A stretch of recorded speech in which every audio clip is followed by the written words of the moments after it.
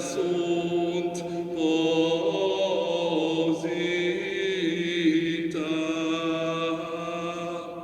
et noves qui posit resistere,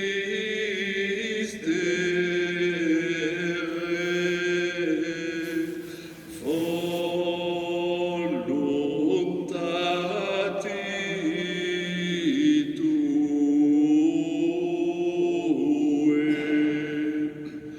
tu enim fecisti omnia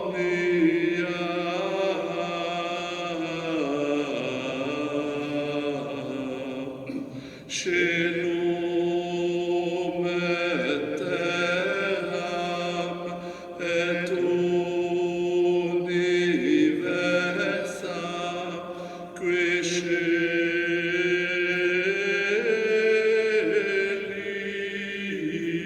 habitur,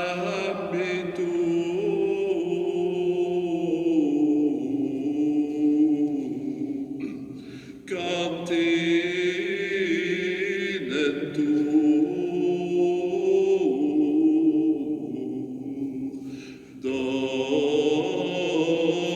Dominus universorum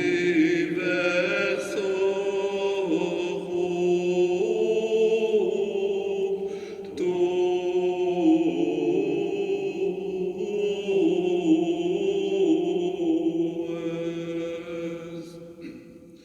Beati Immaculati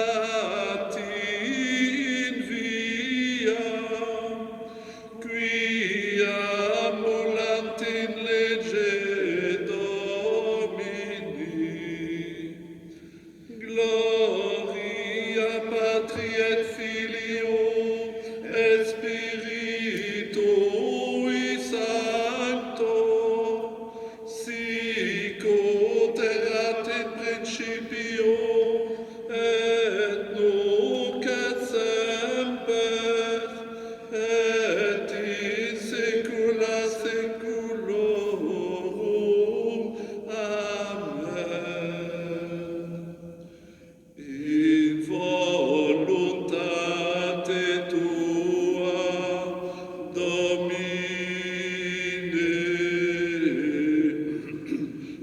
universa sunt posita,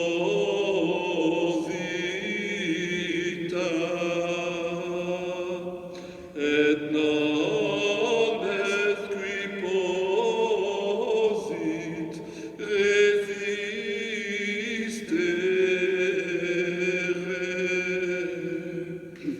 voluntati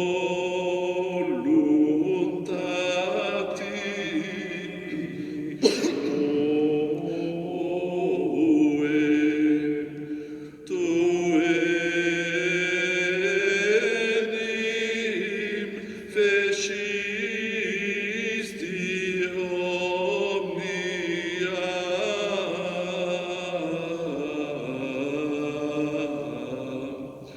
caelum et terram et universam qui sceli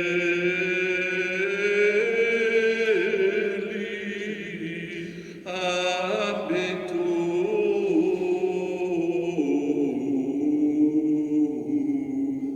continet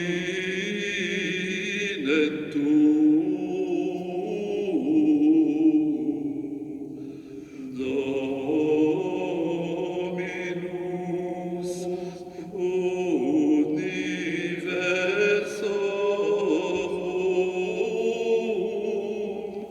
tuus.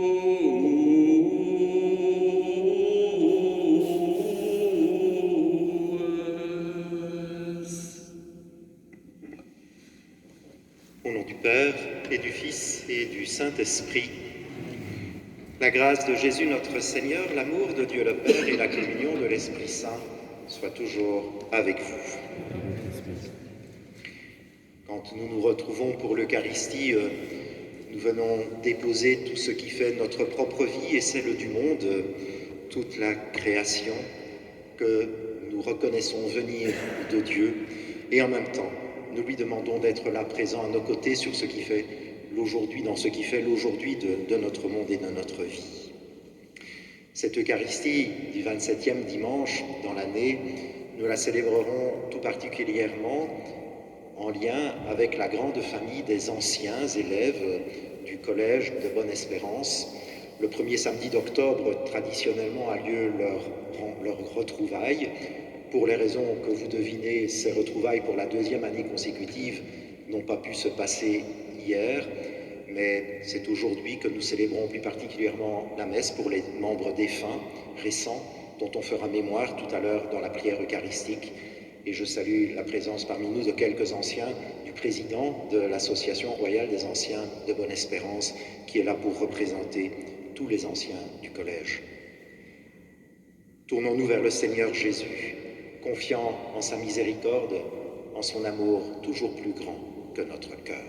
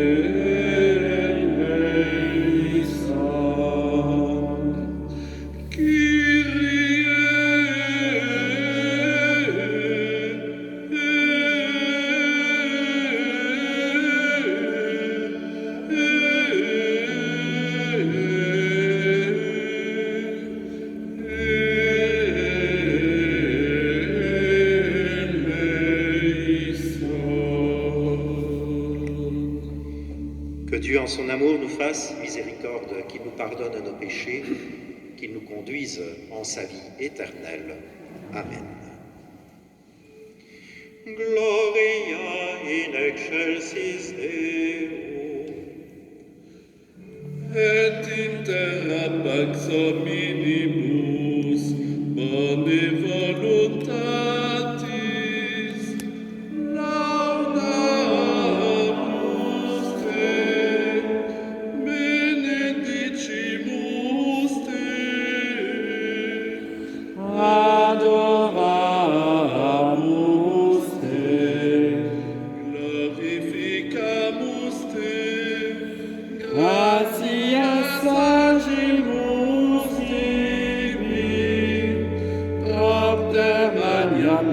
gloria tua.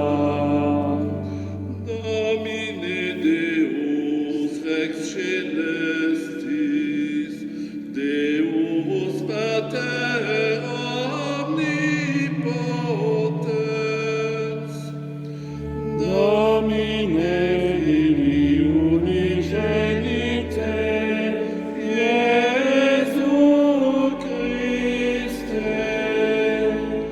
Domine Deus Agnus Dei, Filius Patris,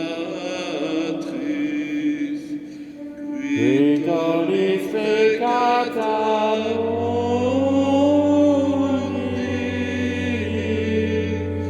miserere nobis.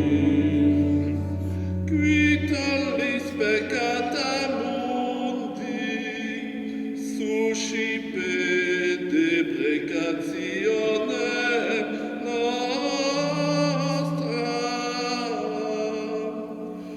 Qui sedes ad dexteram Patris, miserere nobis. Uniam tu solus sanctus, Tu salus Dominus,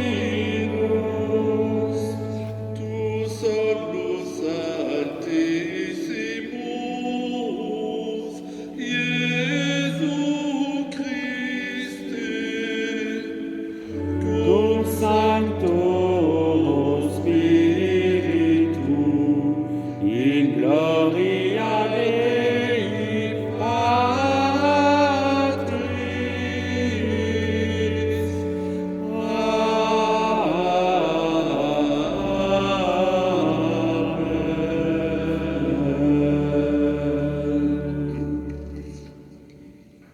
Recueillons-nous et prions le Seigneur. Dans ton amour inépuisable, Dieu éternel et tout-puissant, tu combles celles et ceux qui t'implorent bien au-delà de leurs mérites et de leurs désirs. Répands sur nous ta miséricorde, en délivrant notre conscience de ce qui l'inquiète et en donnant plus que nous n'osons demander. Par Jésus-Christ ton Fils, notre Seigneur et notre Dieu, qui règne avec toi dans l'unité du Saint-Esprit maintenant et pour les siècles des siècles. Amen. Comme souvent, la première lecture nous prépare à entendre l'évangile du dimanche, et ici en l'occurrence, en parlant de l'homme, de la femme, de la création, du couple.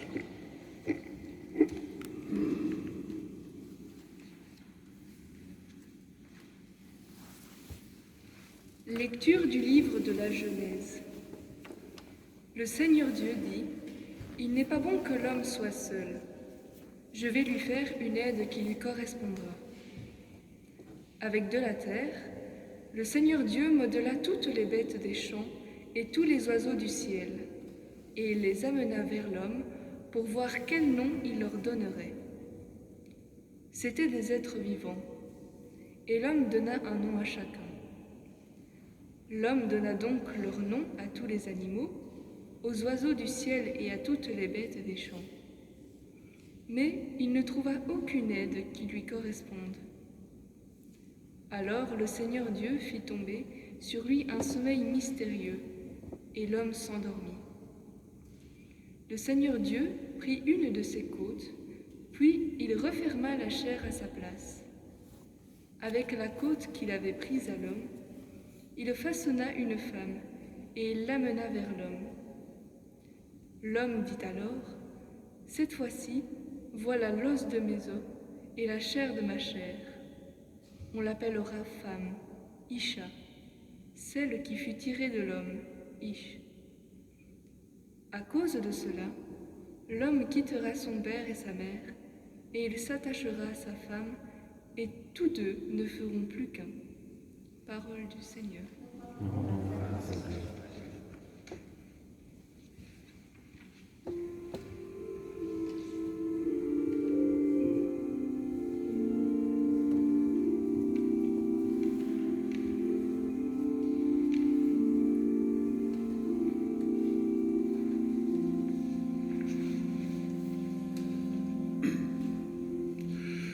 Que le Seigneur nous bénisse tous les jours de notre vie. Que le Seigneur nous bénisse tous les jours de notre vie. Heureux qui craint le Seigneur et marche selon ses voies. Tu te nourriras du travail de tes mains. Heureux es-tu, à toi le bonheur. Que le Seigneur nous bénisse tous les jours de notre vie. Ta femme sera dans ta maison comme une vigne généreuse, et tes fils autour de la table comme des plants d'olivier. Que le Seigneur nous bénisse tous les jours de notre vie. Voilà comment sera béni l'homme qui craint le Seigneur. De Sion, que le Seigneur te bénisse. Tu verras le bonheur de Jérusalem tous les jours de ta vie, et tu verras les fils de tes fils. Paix sur Israël. Que le Seigneur nous bénisse tous les jours de notre vie.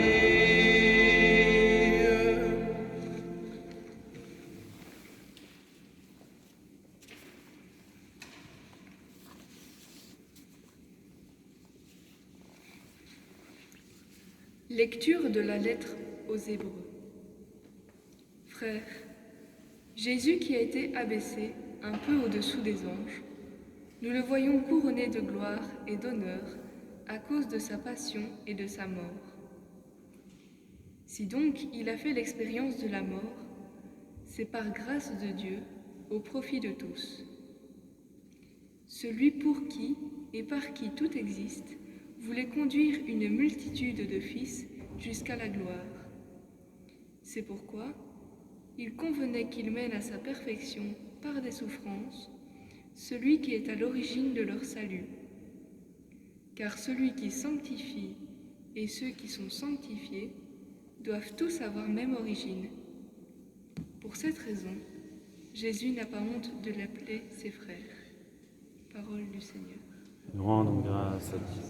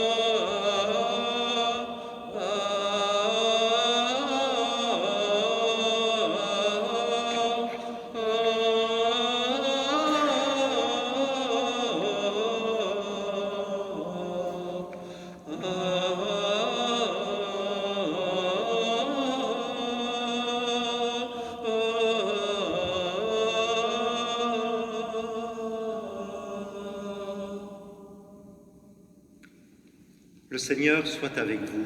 Et avec votre esprit. Évangile de Jésus-Christ selon saint Marc. Gloire à toi, Seigneur. En ce temps-là, des pharisiens abordèrent Jésus et, pour le mettre à l'épreuve, ils lui demandaient : « Est-il permis à un mari de renvoyer sa femme ?» Jésus leur répondit : « Que vous a prescrit Moïse ?» Ils lui dirent : « Moïse a permis de renvoyer sa femme à condition d'établir un acte de répudiation. » Jésus répliqua : « C'est en raison de la dureté de vos cœurs qu'il a formulé pour vous cette règle. Mais au commencement de la création, Dieu les fit hommes et femmes. À cause de cela, l'homme quittera son père et sa mère, il s'attachera à sa femme et tous deux deviendront une seule chair. Ainsi, ils ne sont plus deux, mais une seule chair. Donc ce que Dieu a uni, que l'homme ne le sépare pas. » De retour à la maison, les disciples l'interrogeaient de nouveau sur cette question. Il leur déclara : « Celui qui renvoie sa femme et en épouse une autre devient adultère envers elle. Si une femme qui a renvoyé son mari en épouse un autre, elle devient adultère. » Des gens présentaient à Jésus des enfants pour qu'il pose la main sur eux. Mais les disciples les écartèrent vivement. Voyant cela, Jésus se fâcha et leur dit : « Laissez les enfants venir à moi, ne les empêchez pas, car le royaume de Dieu est à ceux qui leur ressemblent. Amen, je vous le dis, celui qui n'accueille pas le royaume de Dieu à la manière d'un enfant n'y entrera pas. » Il les embrassait et les bénissait en leur imposant les mains.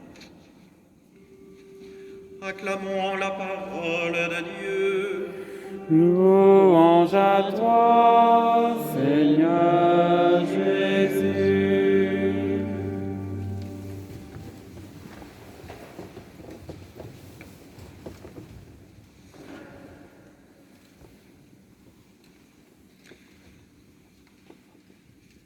On nous avait annoncé un week-end de grand vent et de pluie, c'est bien ce que nous avons eu. Et cela fait penser à ce grand vent qui parfois s'abat sur nos vies, lorsque, à certains moments, des épreuves surviennent, maladie, deuil, ou des secousses, des moments de tourment, si je puis dire, dans la vie professionnelle, familiale, sociale. Un peu comme des bateaux dans la tempête, il nous arrive nous aussi d'être ballottés, comme cela au gré du vent. Et nous savons bien qu'en ces moments-là, s'il y a des décisions à prendre, il est très important de ne pas se laisser guider uniquement par les impulsions du moment, mais de prendre un peu de recul, de retrouver des fondamentaux de notre existence pour pouvoir prendre les décisions qui s'imposent, mais en toute sagesse, en tout cas, prendre le temps de discerner. Eh bien, il me semble que dans la parole de Dieu de ce dimanche, Jésus nous propose 3 fondamentaux pour bâtir notre vie, pour essayer d'avancer jour après jour dans l'existence, comme humain et comme croyant. Le premier fondamental, eh bien, il concerne notre relation aux autres et ce qui est le plus fort dans nos relations humaines, la relation qui peut se vivre en couple. Aussi bien dans la première lecture que dans l'Évangile, on parle au commencement. Et le commencement, ce n'est pas simplement dans la bouche de Jésus, dans l'Écriture, quelque chose qui renvoie à une chronologie. D'ailleurs, on sait bien que le récit de la création de l'homme et de la femme, c'est un récit à valeur avant tout symbolique, qui n'a pas de prétention scientifique ou historique. Mais le commencement, ça peut dire aussi le principe. Qu'est-ce qu'il y a au principe, dans le principe de nos relations humaines, et en particulier dans la vie de couple? Et on peut reparcourir brièvement la première lecture qui nous est proposée aujourd'hui et qui part de ce constat que Dieu fait: il n'est pas bon que l'homme soit seul, je vais lui faire une aide qui lui correspondra. Oui, aucun être humain ne se suffit à lui-même.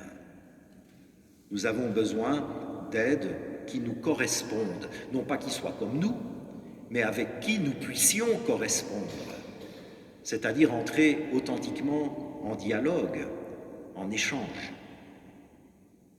Et avec un peu d'humour, eh bien, le récit nous dit que Dieu commence, pour trouver cette aide, commence par créer le monde animal, les oiseaux du ciel et les bêtes des champs. Et la première chose que fait l'homme, la première chose qui lui est demandée, c'est de donner un nom à chaque animal que Dieu ainsi lui présente après l'avoir façonné avec la terre. Donner un nom dans la Bible, c'est exercer une certaine supériorité par rapport à celui à qui on donne le nom.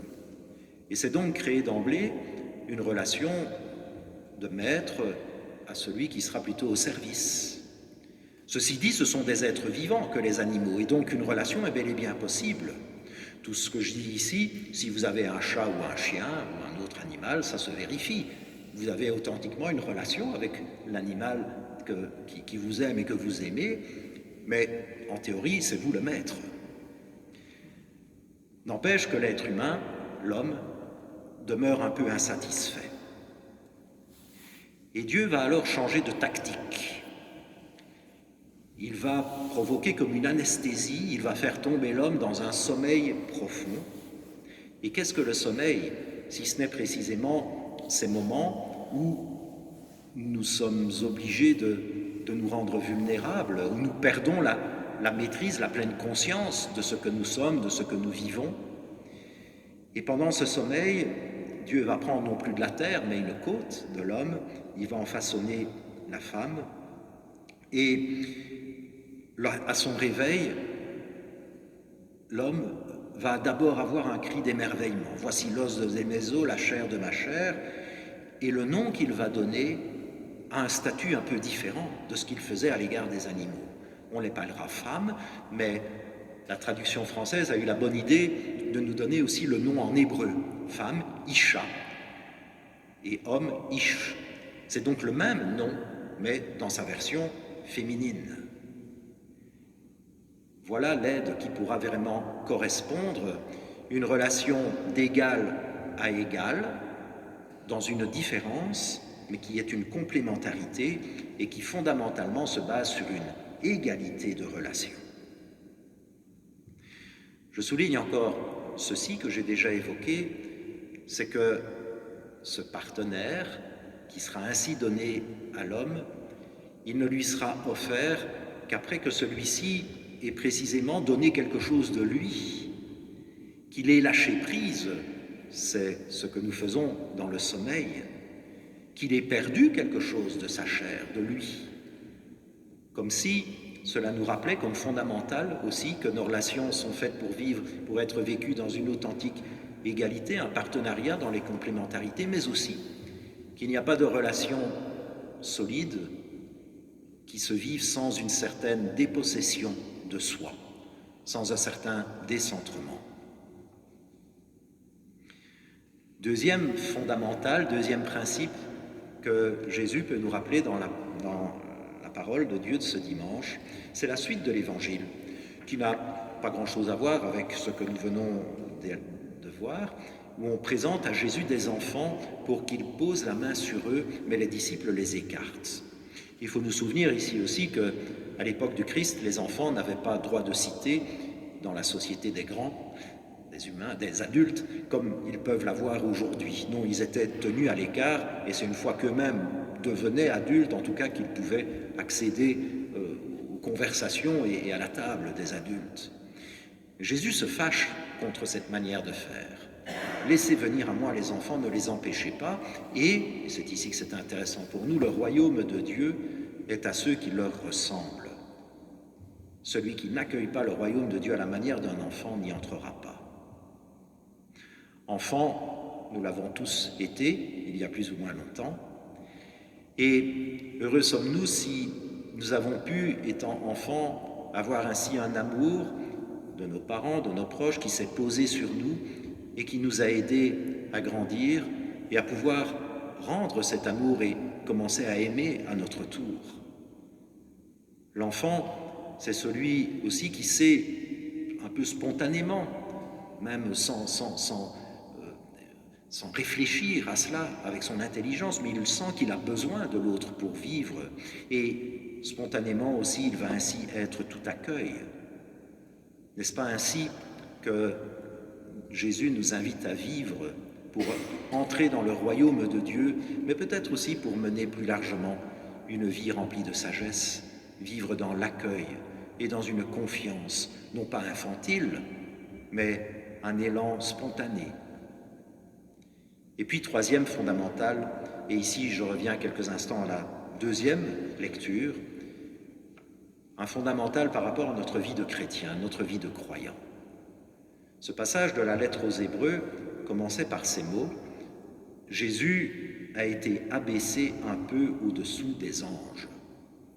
Ça peut nous sembler peut-être un peu étrange, mais avec ces mots, ce à quoi on fait allusion, c'est le fondement de notre foi chrétienne, à savoir Dieu qui s'est fait homme en Jésus, son Fils. Dieu qui n'a pas revendiqué de garder le rang qu'il est, le Fils qui n'a pas revendiqué de garder ce rang qu'il égalait à Dieu, à son Père, comme dit saint Paul dans l'Épître aux Philippiens, mais qui s'est abaissé et qui nous a rejoints dans notre condition humaine, dans tout ce qui la constitue de vulnérabilité, de fragilité. La dernière phrase de cette deuxième lecture est très belle. Jésus a été abaissé un peu au-dessous des anges, et ainsi il n'a pas honte de nous appeler ses frères ou ses sœurs. Jésus n'a pas honte que nous soyons son frère ou sa sœur. Et cette manière dont il est venu vivre ainsi intégralement l'existence humaine, c'est de rencontrer lui aussi les tempêtes de ce qui s'abattent tôt ou tard sur toute existence humaine, à savoir sa condition mortelle, l'existence de la souffrance et aussi être confronté au mal. Et Jésus n'a pas fui cela. Il ne l'a pas non plus affronté en jouant les durs, les héros. Non. Il s'est fait d'une certaine manière un peu obéissant, mais sans être pour autant passif. Cette réalité de fragilité et d'affrontement au mystère du mal, eh bien, il y a injecté, si je puis dire, de l'intérieur tout son amour qu'il reçoit du Père. Il en a fait une offrande de lui-même pour Dieu et pour l'humanité entière, une offrande dans laquelle nous pouvons nous-mêmes trouver notre sillage, notre force, notre grâce, et inscrire nos pas dans ceux de Jésus, pour vivre alors, comme Jésus a vécu, un chemin pascal, une traversée, c'est cela que veut dire le mot Pâques, en hébreu, traversée, avec à nouveau, comme dans la première lecture, cette dimension de perte de soi, mais dans un amour et en vue de trouver la plénitude, l'accomplissement, la perfection, comme dit le texte, mais ce n'est rien de moral, c'est le perfectionnement, l'aboutissement, l'accomplissement de notre vie. L'Eucharistie nous remet devant chacun de ces fondamentaux de notre existence. Le pain et le vin, fruits de la terre et du travail des hommes, comme dit la liturgie, eh bien c'est nous qui venons en quelque sorte l'apporter, tout ce qui fait notre réalité terrestre, humaine et de travail, mais c'est Dieu aussi qui nous le rend, habité de sa propre vie, de son propre amour, pour que nous puissions nous en nourrir. Et ainsi, dans le Christ, qui se donne en nourriture dans l'offrande qu'il a fait pour nous sur la croix, nous pouvons nous-mêmes être rejoints. Nous sommes vraiment ses frères, ses sœurs, malgré nos péchés, nos résistances, nos peurs, et nous sommes invités à passer avec lui, non pas de la vie à la mort, mais sans cesse nous extirper de la mort pour vivre davantage.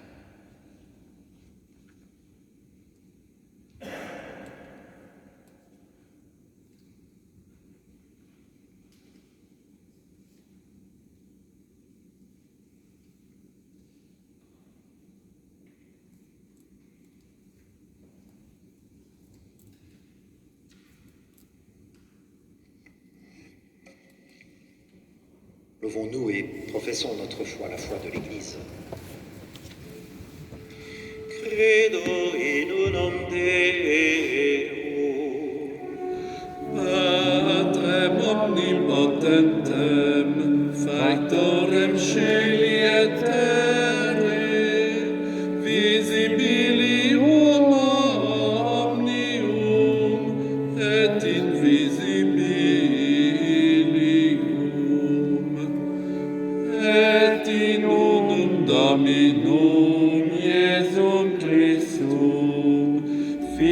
Deum Dei unigenitum,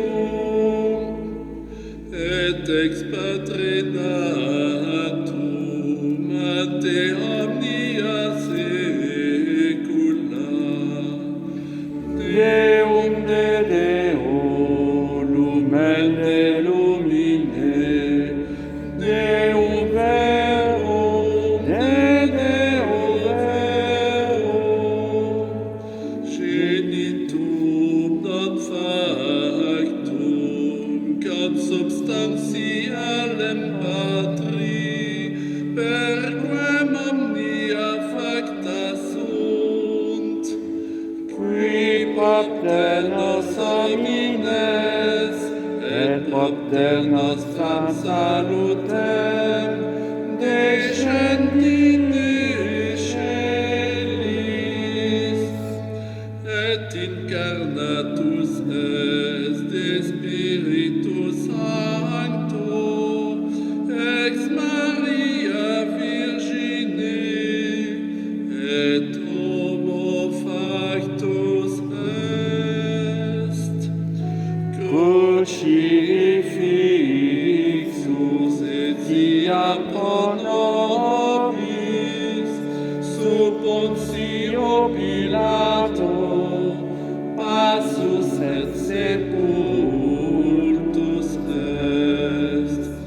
Et resurrexit tertia die, secundum Scripturas, et ascendit in caelum, sedet ad dexteram Patris, et iterum venturus est cum gloria, iudicare vivos et mortuos, cuius regni non erit finis. et in Spiritum Sanctum Dominum, et vivificantem, qui ex Patre Filioque procedit, Qui cum Patre et Filio simul adoratur, et conglorificatur, qui locutus est per prophetas. et unam sanctam catholicam, et apostolicam ecclesiam, Confiteorum baptisma in remissionem peccatorum, et expecto resurrectionem mortuorum, et vitam venturi seculi.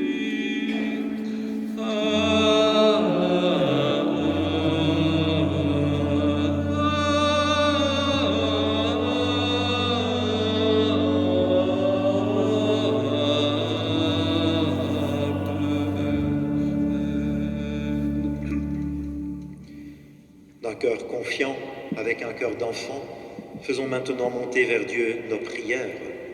Te rogamus audinos, nous t'en prions, écoute-nous. Te rogamus audinos, et rogamus audinos. Pour qu'à travers les tempêtes de l'histoire et malgré le péché de ses membres, ton Église reste fidèle à ta parole et témoigne de l'Évangile. Seigneur, nous te prions. te rogamus audinos. Pour que face aux urgences de notre époque, nos dirigeants aient le courage des décisions qui s'imposent et qui portent du fruit à long terme. Seigneur, nous te prions. Te rogamus audinos. pour que la grande famille des anciens de Bonne-Espérance continue à puiser dans ce qu'elle a reçu dans ces murs et durant les années passées ici, ce qui peut façonner le monde de demain et le royaume de Dieu. Seigneur, nous te prions. Te rogamus audi nos. Pour que cette Eucharistie nourrisse en nous ta vie éternelle et nous aide à vivre du mystère pascal de Jésus jour après jour, Seigneur, nous te prions. Te rogamus audi nos. Oui, Seigneur, écoute ce que nous venons de t'exprimer, tout ce que nous portons également dans nos cœurs. Et donne-nous la joie de nous laisser aimer de toi et de mettre nos pas dans ceux de Jésus, ton Fils, notre Seigneur et notre Frère, pour les siècles des siècles. Amen. Amen.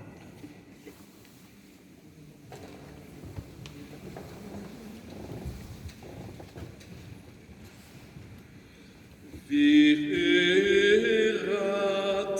in terra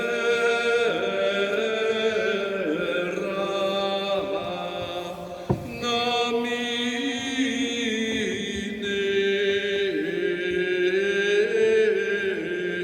Iob simplex et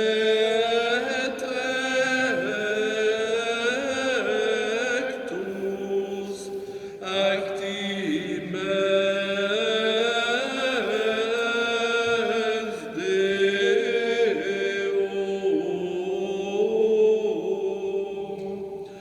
Deum, quem Satan petit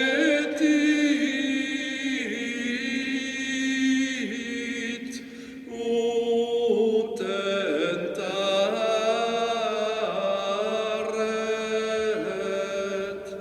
et data est Dei potestas ad homino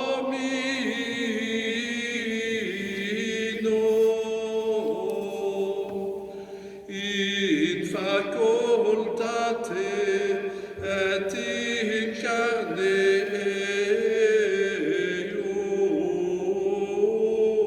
eius perdiditque omnem substantiam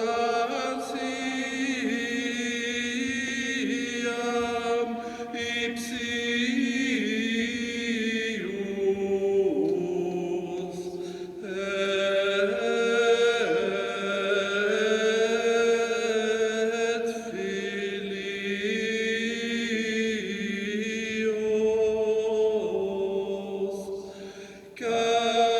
carnem quoque eius gravi ulcere vulneravi.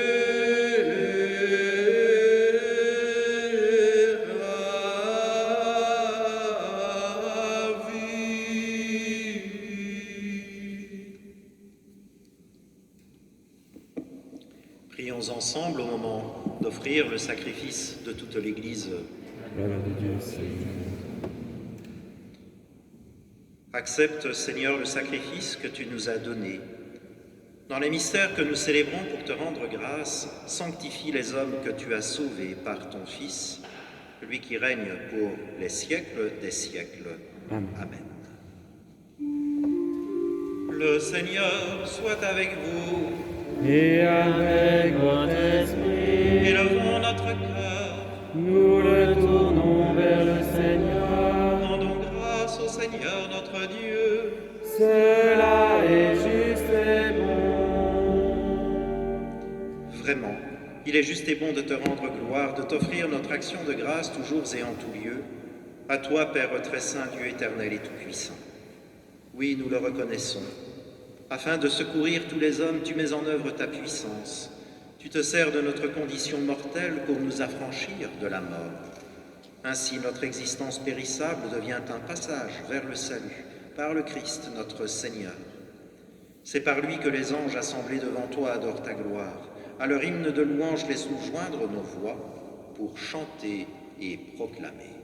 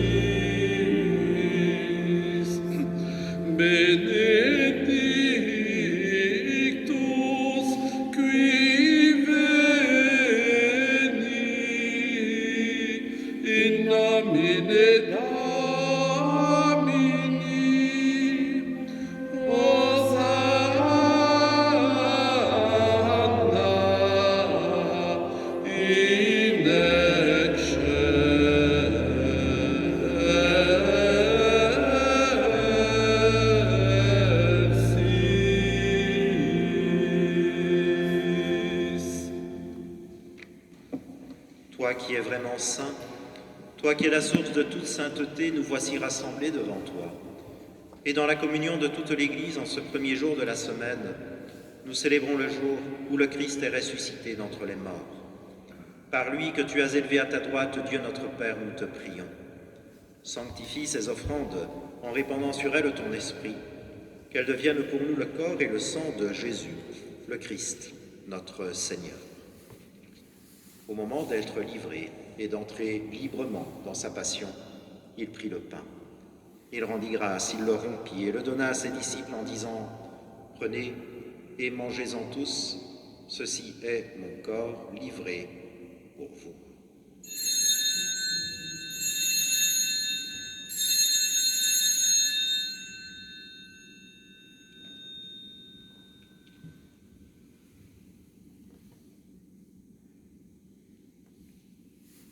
De même, à la fin du repas, il prit la coupe.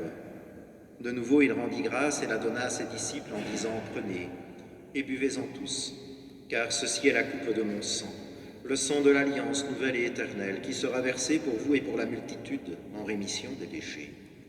Vous ferez cela en mémoire de moi. »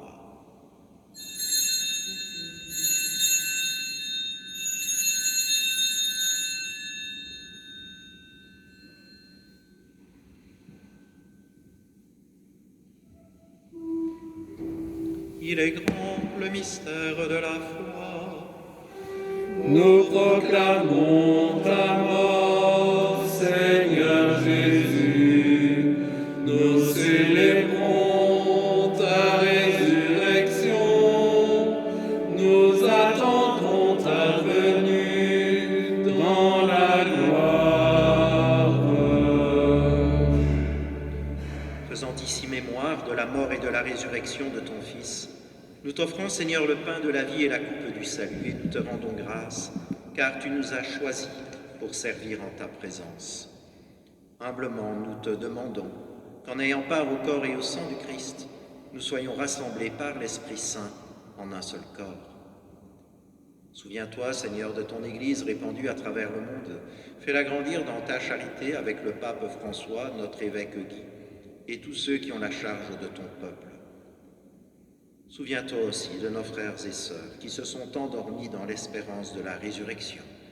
Et aujourd'hui, nous te confions tous les anciens du Collège de Bonne-Espérance qui nous ont quittés récemment. Je vous invite effectivement à prier en mémoire de nos amis anciens décédés que nous n'avons pu citer depuis octobre 2019 pour leur demander protection, eux qui sont restés fidèles aux anciens et à Notre-Dame de Bonne-Espérance. Pierre Zec, Réto 49, Jean-François Dufour, Réto 84, Marcel Avelange, Réto 47, Jacques Bédoret, Réto 56, Monsieur l'abbé Celestino Moresco, qui était en philosophie en 61-62, Domenico Lenarduzzi, Réto 55, Willy Moreau, Réto 55, Karel Kotnik, Réto 55, Léon Lassois, Réto 42, Michel Gallet, Réto 75, Jacques Granson, Réto 52, Monsieur l'abbé Gérard Innekens, ancien maître d'études du collège, Jean Baillet, Réto 51, Benjamin Meunier, Réto 98, Alain Pearson, ancien éducateur et ancien préfet de discipline du collège,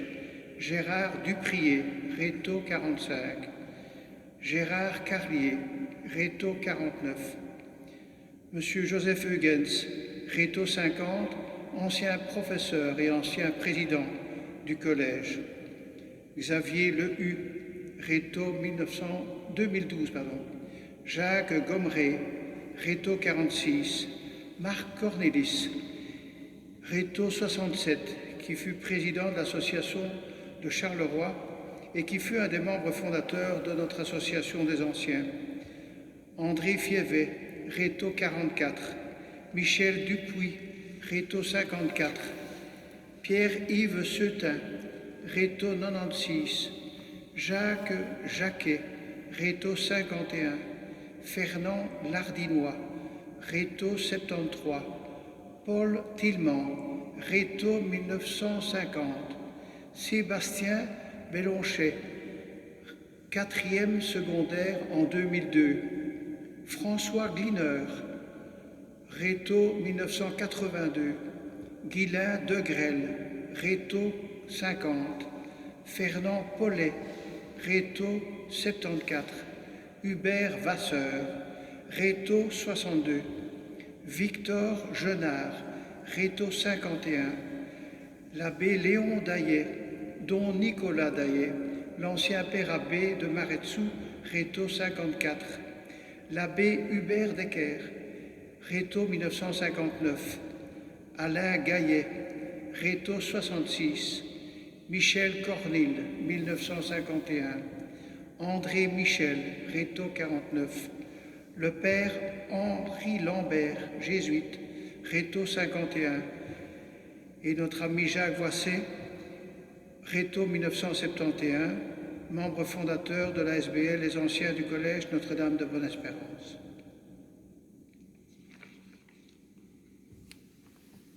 Pour eux et pour tous les hommes qui ont quitté cette vie, Seigneur, nous te prions.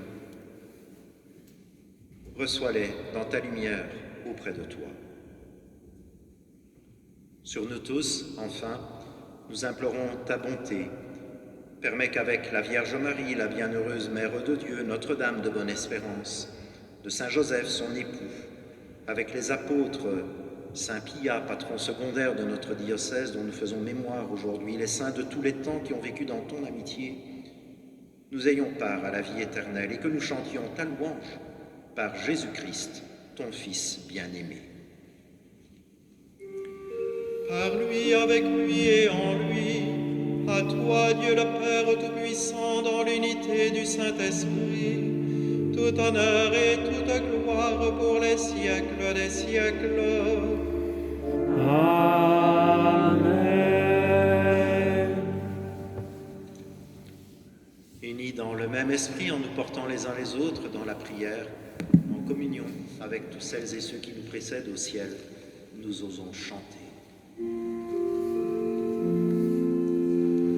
Pater noster, qui es in celis, sanctificetur nomen tuum,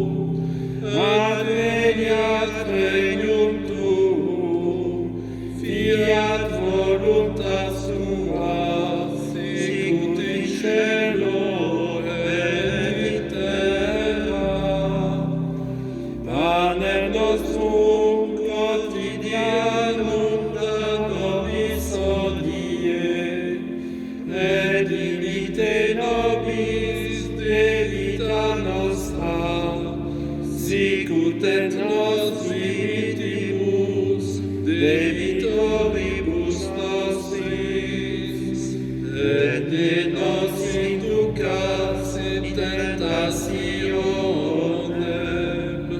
sed libera nos a malo. Délivre-nous de tout mal, Seigneur, donne la paix à notre temps. Par ta miséricorde, libère-nous du péché, rassure-nous devant les épreuves, en cette vie où nous espérons le bonheur que tu promets et l'avènement de Jésus-Christ notre Sauveur, car Grâce est à toi qu'appartiennent le règne, la puissance et la gloire pour les siècles des siècles. Seigneur Jésus-Christ, tu as dit à tes apôtres, je vous laisse la paix, je vous donne ma paix. Ne regarde pas nos péchés, mais la foi de ton Église. Pour que ta volonté s'accomplisse, donne-lui toujours cette paix, conduis-la vers l'unité parfaite, toi qui règnes pour les siècles des siècles. Amen. Que la paix du Seigneur soit toujours avec vous. Et avec votre esprit. La paix du Christ.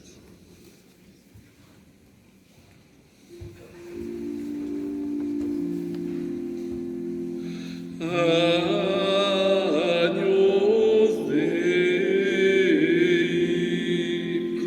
qui tollis peccata mundi,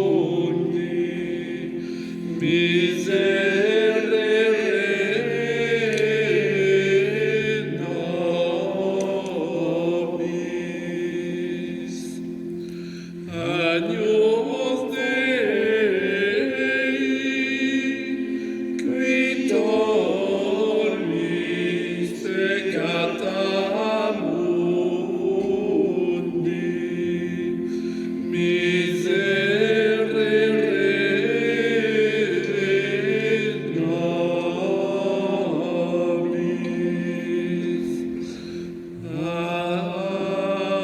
Agnus Dei, qui tollis peccata mundi, dona nobis pacem.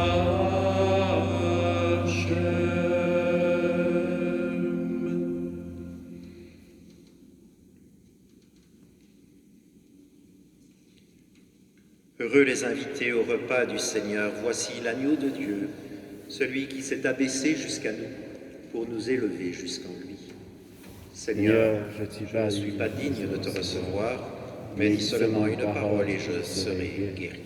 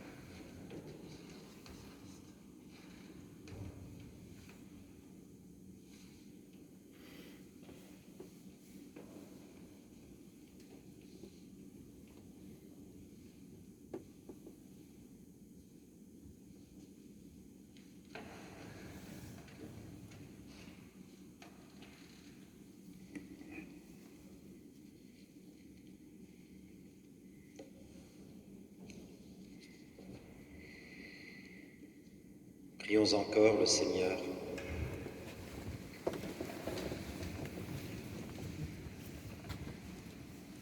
Accorde-nous, Seigneur notre Dieu, de trouver dans ta parole et dans cette communion notre force et notre joie, afin que nous puissions devenir ce que nous avons reçu, le corps du Christ, lui qui règne pour les siècles des siècles. Amen. Merci à notre duo de choristes qui nous a portés dans la prière. Dimanche prochain, ce sera la dernière messe dominicale pour cette année 2022, ici en notre basilique. Et cette messe sera festive. C'est l'ensemble Canticorum qui viendra l'animer, qui chantera une messe brève de Charles Gounod. Après la bénédiction finale, nous nous tournerons vers la Vierge Marie pour chanter le Salve Regina, et en ce jour spécialement consacré à Bonne Espérance et aux anciens, nous enchaînerons le Salve Regina avec le chant à Notre-Dame de Bonne Espérance. Le Seigneur soit avec vous. Que Dieu Tout-Puissant vous bénisse, le Père, le Fils et le Saint-Esprit.